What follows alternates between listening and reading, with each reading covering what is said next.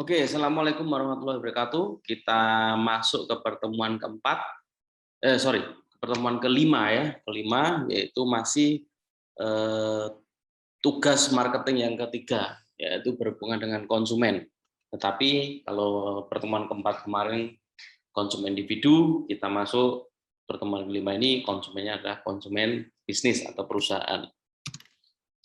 Nah, bagaimana kita berhubungan dengan konsumen? Tetapi konsumennya bukan individu, tapi perusahaan, ya kan? Kemudian pasar global.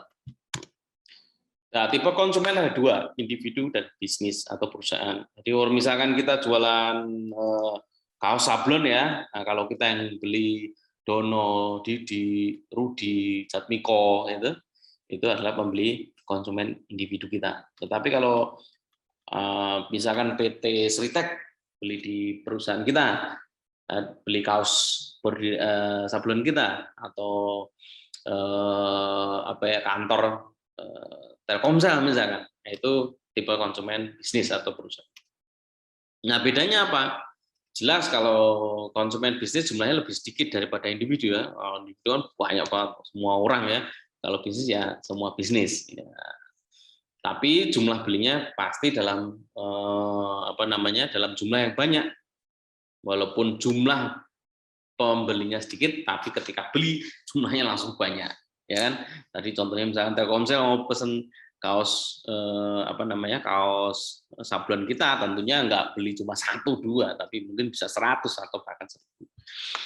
Kemudian hubungan lebih dekat antara supplier, ya, karena hubungan kita sebagai pebisnis dengan mereka lebih dekat. Hubungan kita dengan supplier kita juga lebih dekat karena besarnya quantity ini membuat kita harus selalu keep in touch ya. Kemudian pembelian dengan secara profesional, misalnya ada kontrak tertulis.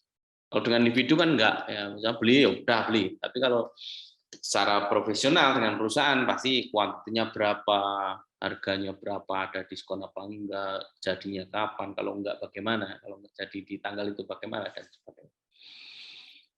Kemudian permintaan kadang juga tidak elastis. Perubahan harga itu tidak menentukan, tidak pasti membuat mereka misalkan harganya turun, dia langsung pesannya tambah, harganya naik, pesannya berkurang, enggak, karena jumlahnya sudah ditentukan. Pembelian langsung ke produsen tentu langsung ke kita, tidak melalui misalkan reseller kita. Dipengaruhi banyak pemegang kepentingan bisnis. Nah, ini juga di dalam perusahaan karena prosesnya juga birokratif, tidak dipengaruhi oleh satu atau dua orang. Contoh ya, ini PT Vale Indonesia menjadi suppliernya Tesla dalam hal menyediakan baterai ya, karena di Indonesia ada produsen nikel yang bagus ya. Dan ini PT Vale Indonesia ini menjadi mitra dari Tesla, hingga Teslanya ini adalah pembeli, buyernya dari PT Vale Indonesia, buyer bisnis atau perusahaan. PT Vale tidak menjual baterai eceran ke kita, ya, karena kita bukan target market dia. Siapa pemegang keputusan pada pembelian perusahaan? Ya, ada bagian yang melakukan pembelian barang, bisa. Bagian pengguna barang langsung itu juga bisa. Pembuat keputusan, approval, ya, atau bahkan CS atau sales, misalkan dalam di CS ini contoh mudahnya Pak ya, restoran misalkan ya, restoran ada frontliner, ada petugas kita yang keliling ya, keliling meja itu, ada yang minta Mas tambah nasi, wah gitu kan, wah terus dia ke dapur, nah tambah nasi, nasi habis, cepet beli nasi misalkan seperti itu. Nah, ini frontliner atau sales kita yang mengambil keputusan untuk pembelian nasi misalkan di situ. Nah, proses pengadaan barangnya kalau di konsumen individu tadi proses pembelian ya, kalau di pembeliannya ada 5 tahap ya, kalau di pengadaan barang yang dimana konsumennya adalah konsumen bisnis ini lebih panjang lagi ya, dimulai dari identifikasi kebutuhan, kemudian mendeskripsikan kebutuhan dan secara spesifik ya, dibutuhkan berapa, speknya bagaimana, itu juga ditulis ya. Kemudian diumumkan pencarian supplier ya, dilelangkan ya, diumumkan, kemudian mendapat proposal dari supplier-supplier tadi, menseleksi, mengumumkan pemenang, mengorder dan mereview. Artinya kalau mereview ini kalau puas dan tidak puas seperti apa gitu ya.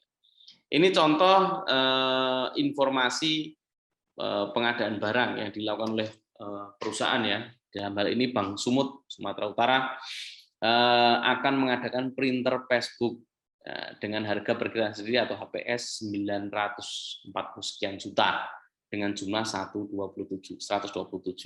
jangka waktu 80 hari. Nah, ini diinformasikan halo para pemilik bisnis dimanapun kalian berada, ini aku butuh printer passbook sejumlah ini, uangku segini ya, sehingga siapa yang punya barang silakan kirim proposal ke saya. Adanya globalisasi market juga harus mempertimbangkan, marketer juga harus memperhatikan pasar dari luar negaranya. Nah, jadi pasar tidak hanya di negara di mana perusahaan itu berdiri, tapi sekarang juga ada globalisasi, apalagi dengan internet ya, ini semakin mengglobalkan dunia, no boundaries, tidak ada batasan lagi. Bisa menggunakan perusahaan bisa mengekspansi ke luar negeri dengan cara ekspor, biasa ya ekspor, lisensi, menjual lisensi itu izin ya, menjual izin mereknya, kemudian joint venture, berkolaborasi dan bahkan investasi langsung. Contoh McDonald ini di beberapa negara ya, dari ujung sampai ujung ada McDonald ini dengan cara menjual lisensi ya, jadi tidak menjual ayam gorengnya ya, menjual ayam gorengnya dari Amerika sampai ke Indonesia ayamnya sudah busuk ya, nah ini tapi lisensinya yang dijual, logonya, kemasannya ya, pokoknya izin untuk menjual ayam goreng dengan bumbu, dengan resep, dengan logo, dengan kemasan McDonald. Itulah yang dibuat franchise lisensinya. Contoh untuk joint venture misalkan ini perusahaan asing PTPP, perusahaan PTPP ya, perusahaan dalam negeri bekerja sama dengan Hyundai untuk membuat suatu perusahaan, misalkan sini PTPP bekerja sama dengan Hyundai, tapi Hyundai bukan Hyundai mobil, ini Hyundai Engineering dan Construction, konstruksi ya, Hyundai INC, MOU untuk bekerja sama sebagai mitra strategis secara global meningkatkan keunggulan kompetitif teknis. Contoh yang ini investment langsung ya, ini bikin pabrik langsung di negara yang dituju, misalkan Tesla mau bikin pabrik di Indonesia, VW dan Hyundai bikin pabrik di Indonesia, Honda bikin pabrik, ini investasi langsung, mau menanamkan modal langsung di negara tujuan. Nah, Indonesia juga bisa, ke Malaysia langsung menanamkan modal di sana, membuat toko di sana bisa, misalkan seperti itu bisa. Nah, sehingga ke marketer juga harus berhubungan dengan konsumen secara individu yang kemarin kita bahas. Kalau yang ini konsumen bisnis yang harus dicermati dan dibikin hubungan dengan baik. Terima kasih. Assalamualaikum warahmatullahi wabarakatuh.